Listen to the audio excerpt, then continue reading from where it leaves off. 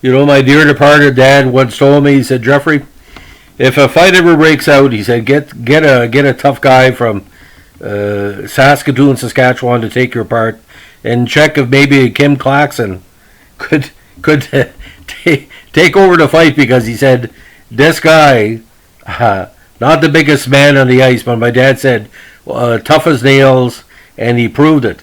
So today we're going to be talking about the very impressive and the very determined Kim Clackson. I'm not making fun of him because I've just remembered some of the fights I saw him do, and we'll get into how he made NHL history with his fisticuffs.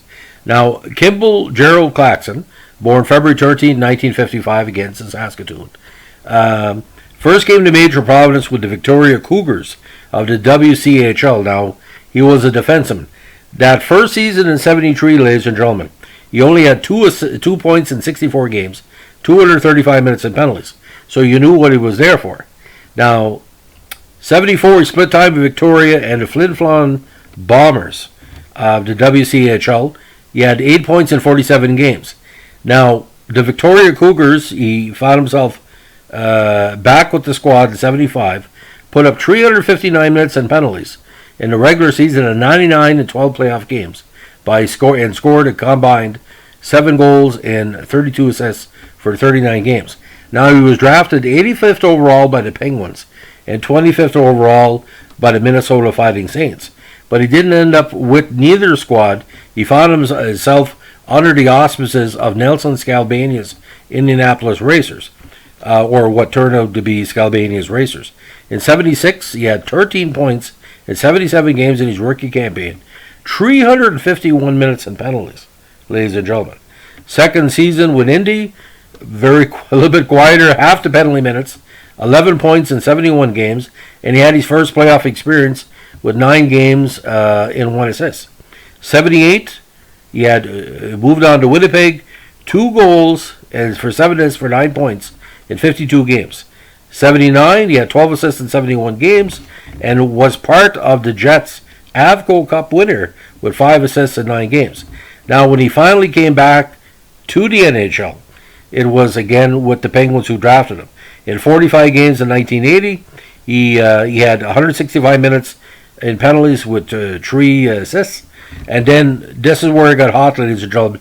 He joined the Battle of Quebec, and he put up 204 minutes in penalties in 61 games with 5 assists. And just like Gordie Dwyer, my good friend, the enforcer for the Montreal Canadiens and other teams, the Rangers and the Lightning never scored in the NHL, and the totals are very similar. I'll get into this in a second. Claxon ended his career with 8 assists in 106 games, 370 minutes and penalties in the NHL. He did score in the WHA, of course, 45 points, 6 goals, 39 assists, but 932 minutes and penalties. Playoff totals NHL, 8 games, no points, 70 minutes and penalties. And the WHA totals 7 assists in 27 games. Now, the penalty minutes in 1980, the 79-80 season, drew a lot of attention.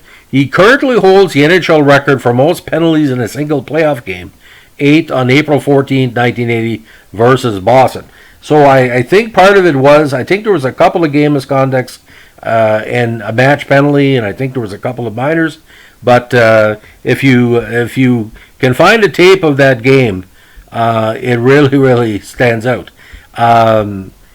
Mr. Claxon was not a dirty player, but if you started a fight with him, you knew there was going to be a problem finishing it, because a strong boy, 5'10", 200 pounds, solid defenseman, and he always saves the right shot, the right hand and the right shot. Now, Claxon's actually elder son, Mark, was also drafted by the Flyers and played 270 games in the AHL. And another son, Chris, played in the AHL and the ECHL. So, talking a little bit about Matt as well, looks a lot like his father, but he was part of sort of a controversy as well. His son, he was during the 2012 preseason.